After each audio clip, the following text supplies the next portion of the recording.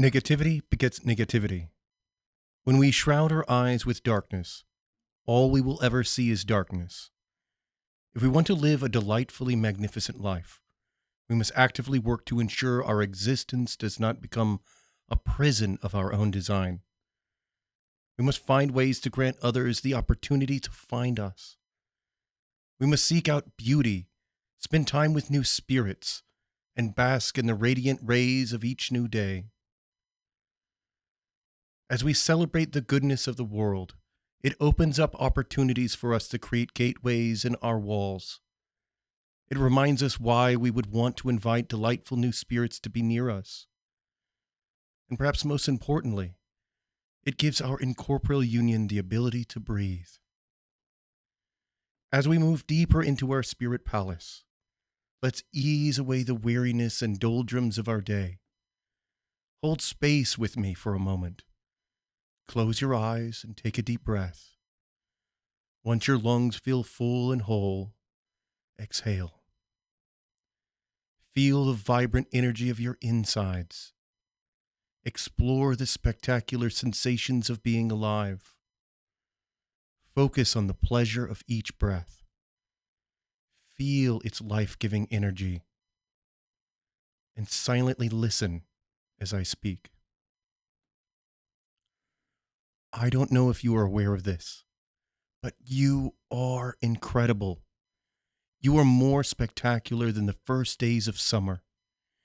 You are more refreshing than the cold, crisp taste of lemonade on a sweltering hot day. You are magnificent, interesting, and unique. You have a special gift within you, and the higher beings of the universe are waiting for you to share it with the world.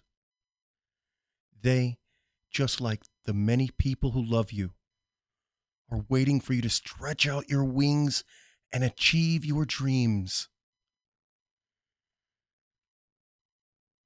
There is good energy everywhere, and if you open your heart, you will feel it. Open your heart to the idea that there are good people in the world. Sometimes believing this is challenging, but there are far more people who want to help than there are malicious monsters. In my journey, I have faced some terrible foes, but I have never lost hope. No matter how horrible the world may seem, as long as there is one man attempting to rebuild the vessel of existence, goodness will always prevail. Our walls must be built with love. When they are constructed from the resources of suffering and hate, they become bulldozers. The deeper you are within the darkness, the more pain you bring to those around you. Negativity begets negativity. Your walls must exist to protect you. They cannot be weapons. Sure, they may be barbed and guarded by towers and soldiers, but these defenses must only act in self-defense. When your walls are infused with hurt and horror, they become alien things. Rather than standing stalwart and strong, they become heavy and move on their own accord. This is why I call them bulldozers.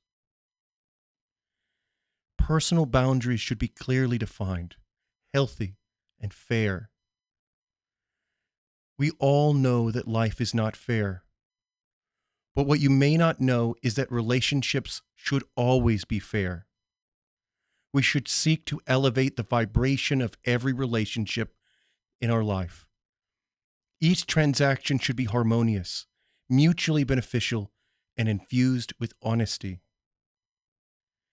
If our personal boundaries have been constructed with suffering and pain, the darkness of our existence will ensure our boundaries are never enforced in this way. Instead, they will move and shift. The people around us will never know where to stand, because every time they interact with our boundaries, they will seem to move at random throughout the land. We all have personal boundaries, But have you ever asked yourself why they exist? What is their purpose and how did they come into existence? Have you ever asked yourself whether your personal boundaries are clearly defined, healthy, and fair? Our spirit palace is the sum of all of our incorporeal parts. It is a fortress, a heavenly home, a place to house our emotional creatures, and a dungeon filled with our darkest parts. It is a place built from every life experience of our existence, and it is equally influenced by entropy and extension. If we want to live healthy, fair, and clearly defined personal boundaries, we must explore, upkeep, and protect our spirit palace.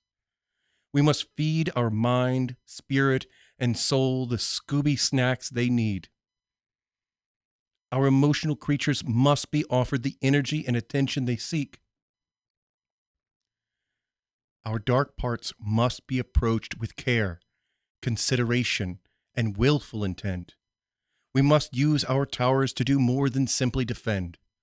They must be used as a tool to keep us accountable.